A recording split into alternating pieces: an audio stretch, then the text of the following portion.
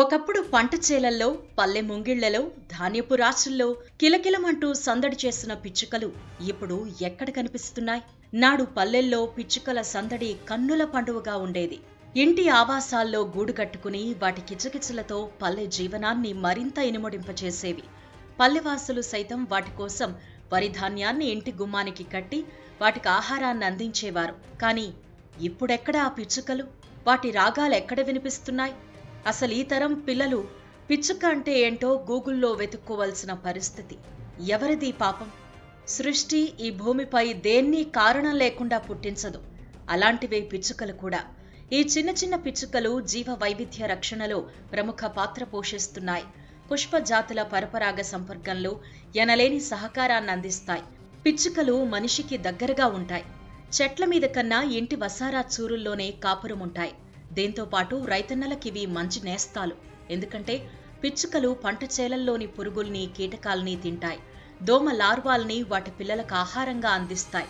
ప్రస్తుతం ఈ పిచ్చుకలు తగ్గడం వల్లే వైరల్, డెంగ్యూ, మలేరియా జ్వరాలు విపరీతంగా పెరిగాయి. కానీ నేడు మనం కడుతున్న కాంక్రీట్ భవనాల్లో వాటికి చోటే దొరకడం లేదు. చెరువులు, జలాశయాల సంఖ్య తగ్గడంతో వాటి దాహార్తి తీరడం లేదు. అందుకే పిచ్చుకలు కనిపించడం లేదు. మానవ జీవన శైలిలో వచ్చిన మార్పులు వీటి మనుగడకు పెను ప్రభావాన్ని తెచ్చిపెట్టాయి. నిరాటంకంగా సాగుతోన్న చెట్ల నరికివేత, తరుగుతున్న అడవులు, సెల్ టవర్ల రేడియేషన్ ఆ చిన్ని పక్షుల ఉసురు తీస్తున్నాయి. శరవేగంగా పట్టణీకరణ, అంతరిస్తున్న పచ్చదనం, రసాయనాలతో పళ్ళు, ఆహార ధాన్యాల ఉత్పత్తి పిచ్చుకలు అంతరించిపోవడానికి కారణాలు అని ప్రకృతి ప్రేమికులు ఆవేదన వ్యక్తం చేస్తున్నారు.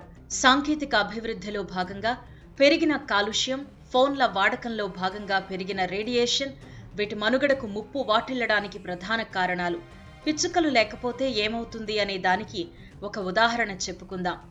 మావో పాలనలో పక్షులు, ముఖ్యంగా పిచ్చుకలు పంటల్ని తినేస్తున్నాయని, వాటిని ఎలాగైనా అంతమొందించాలని గ్రేట్ స్పారో క్యాంపెయిన్ పేరుతో ప్రజలకు పిలుపునిచ్చారు.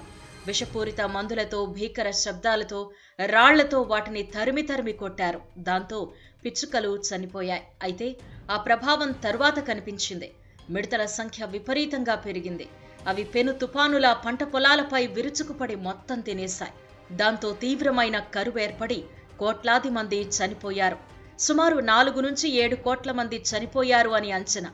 ఆ కరువు నుంచి దేశం కోలుకోవడానికి చాలా కాలం పట్టింది.